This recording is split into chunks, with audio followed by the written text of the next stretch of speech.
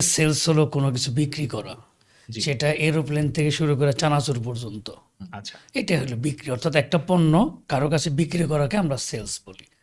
কিন্তু বৃহৎ অর্থে, এটা ক্ষুদ্র অর্থে যদি জি। বলি যে সেলস মানে হলো কোনো কিছু বিক্রি করা, ওনার ট্রান্সফার অফ ওনারশিপ। বাট পৃথিবীর সব মানুষই সব কিছুই সেল করে।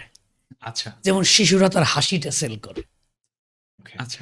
মা তার মায়া আদর সেল করে, আমি শিক্ষক, আমি আমার আমার কর্তব্য, জ্ঞান, আমার ভালোবাসা, আমার অভিজ্ঞতা সেল করি, তাই না? Right, right. রিক্সাওয়ালাকে আমি তখনই ভাড়াটা বেশি দিই যখন রিক্সাওয়ালা প্যাডেলের সাথে বা রিক্সার থেকে নামিয়ে দেওয়ার পরে সুন্দর একটু কথা বলে হাসি দেয় বা একটা ইমপ্রেশন দেয়।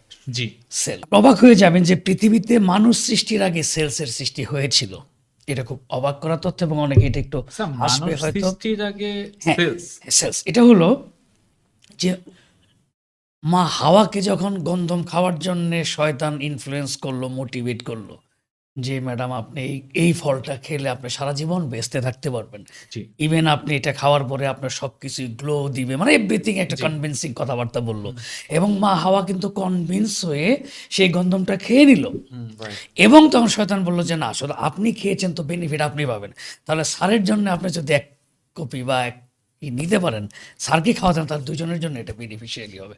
আচ্ছা। দেখেন এই যে মানে আপনার বেহেশতের মধ্যে যে সাপ এবং মানে ইয়ের কথোপকথন, Influence করার মানে জন্য। ইনফ্লুয়েন্স করা, মানে ময়ূর হিসেবে বা যে আকারেই হোক, সেটা শয়তানের আকারে হোক, জি। এটা কিন্তু মা হাওয়াকে কনভিন্স করেছে এটা খাওয়ার জন্যে, নেওয়ার জন্যে।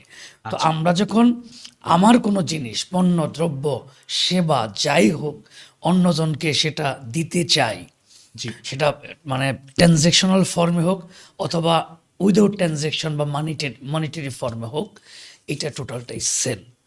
এবং আচ্ছা। তবে একটা ব্যাপার আপনাকে মনে রাখতে হবে যে মানুষ কিন্তু আবার এই যে সেল আপনি করছেন, সেলস পেশা, মানুষ কিন্তু এই পণ্য কেনে না, সেবা কিনে না, তাহলে মানুষ কেনে কি? জি। এটা কিন্তু একটা ইম্পর্টেন্ট জিনিস। Right, of course. এখন আমরা ধরেন 50 লক্ষ সেলস পিপল বাংলাদেশে আছে, জি। তো এরা সবাই শুধু তার নিজের পণ্য সেবায়, মানে তার যে প্রোডাক্ট সেল করতে চাই, কিন্তু কাস্টমার তো পণ্য কিনে না, সেবা কিনে না। কাস্টমার তিনটে জিনিসের একটা জিনিস কিনে। জি স্যার। কি কি? একটা হলো সে কিনে তার সমস্যার সমাধান, সমস্যার সমাধান। সে কিনে তার অনুভূতি, আচ্ছা। অর্থাৎ তার অনুভূতি, একটা ফিলিংস, সে কিনে Feelings. ফিলিংস কিনে, সে সমাধান কিনে, এবং লাস্টলি সে কিনে বিশ্বাস, ট্রাস্ট। ট্রাস্ট কিনে। এখন ধরেন আমি একটা প্রোডাক্ট সেল করতে গিয়ে প্রোডাক্টের কথা বলছি না, এই প্রোডাক্ট তো তার দরকার নাই, তার দরকার আপনার সাথে ট্রাস্টওয়ার্দি সম্পর্ক আছে কিনা, জি।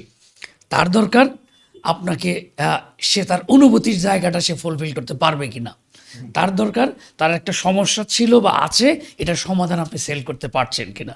সুতরাং আপনি আপনার পণ্য বা সেবা সেল করার আগে আপনি দেখুন যে তার নিডটা কি, আচ্ছা। এটা বুঝে।